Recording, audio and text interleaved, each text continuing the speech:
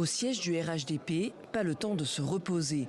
Après la victoire annoncée d'Alassane Ouattara, l'heure est désormais aux législatives et au dépôt des dossiers pour ces candidats.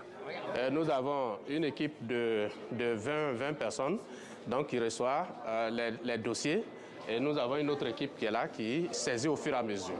L'objectif, c'est toujours d'avoir la majorité parlementaire. Donc, nous l'avons eu à la législature précédente. Donc, à cette législature aussi, nous voulons avoir la majorité.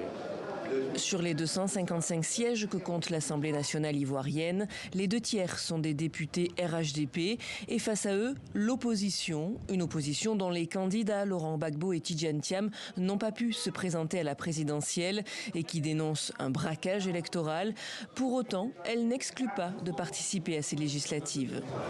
L'objectif, c'est de nous empêcher si d'aventure les deux partis politiques décidaient d'y aller.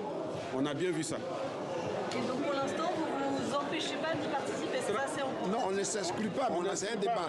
On a un débat en notre sein d'abord, donc on vous reviendra. Nous ne pouvons pas abandonner ce combat pour une raison quelconque.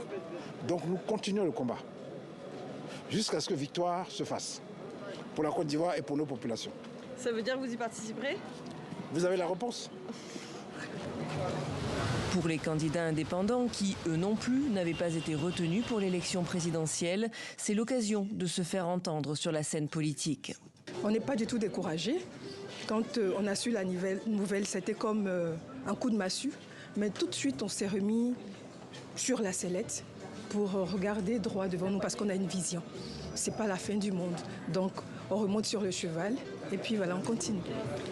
Le dépôt des candidatures se clôture le 12 novembre. La campagne électorale démarrera une semaine après.